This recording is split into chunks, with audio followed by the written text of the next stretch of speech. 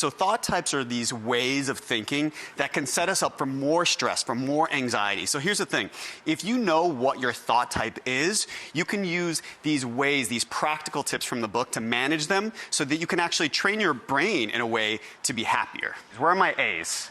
Okay. I would say that's about a third. Yes. So you About a third of the audience. are my pessimists. You are my worriers. Does that sound right? So you're a worrier, yes. Chitra. So this is my mom's thought type. You know, she's the kind of type that says, oh my gosh, what if there's an accident? We should really allow 4 hours to get to the airport, even when it takes 20 minutes. Does that relate to some of you A's? I'm a list maker. Oh, yeah. You know, I like to be prepared. Yes. You're talking about that. My mom has that. Yeah. It's very common in moms. Are you a mom? Oh, yeah. Okay. So moms, this is a really common thought pattern for moms. You're always thinking of the catastrophic worst case scenario. What could go wrong? What if there are like 5 accidents on the way to the airport? So this is a really helpful strategy that somebody actually wrote in, and it's included in the book. So what I want you to do, Chitra, write one of your worries on that, and I'm going to explain what this person in our book did.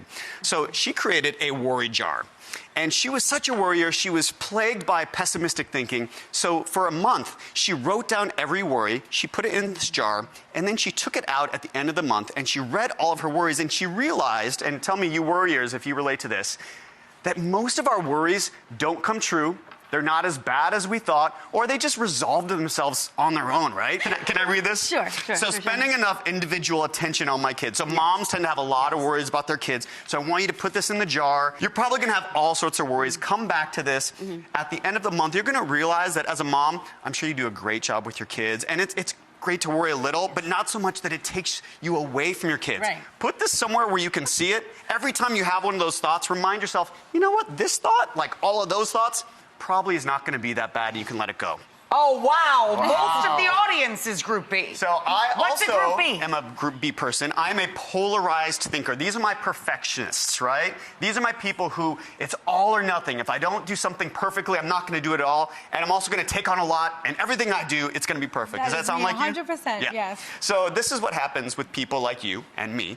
We take on everything, and then we feel like we have too much to do, and then we multitask. But in the brain, we know that in brain scans, when you're multitasking, you're not actually multitasking. You are rapidly single tasking, and your brain is going back and forth really quickly, and you lose time, productivity, and brain power. I see some heads By nodding. overwhelming yourself. By overwhelming yourself. Yeah, that's me. I'm a B. Yep. So this is a really simple tip. So what I want people to do, this is a tip from the book, is to work mindfully. When you work mindfully, the front part of your brain, the most advanced part of your brain, the prefrontal cortex lights up, and you can actually thicken this part of the brain, make it stronger, right? So that when shiny things are trying to grab your attention, your phone beeping, this part of the brain shuts that down, and you can work mindfully. So this is how you do it.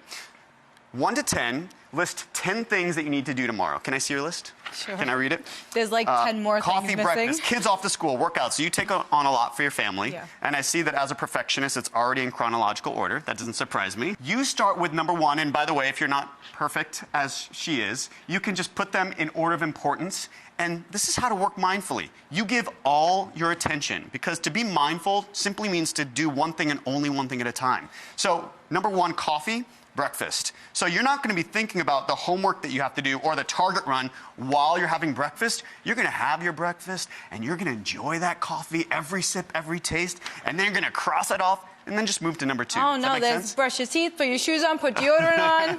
Oh, my Lord. Do you have your homework? There's all that stuff in between. Sweetheart, you That's need with a the day coffee. at a spa. So try this mindful work strategy tomorrow and every day so that you can actually enjoy yourself. And for moms, too, do something mindfully. Eat mindfully. Take a shower mindfully. You don't have to carve out an extra hour to be mindful. You can just do it all day long. My C group people, you are my permanent people. This is your thought type. How many C's are there here? Men tend to be a little bit more permanent, but I see one man who's a permanence person.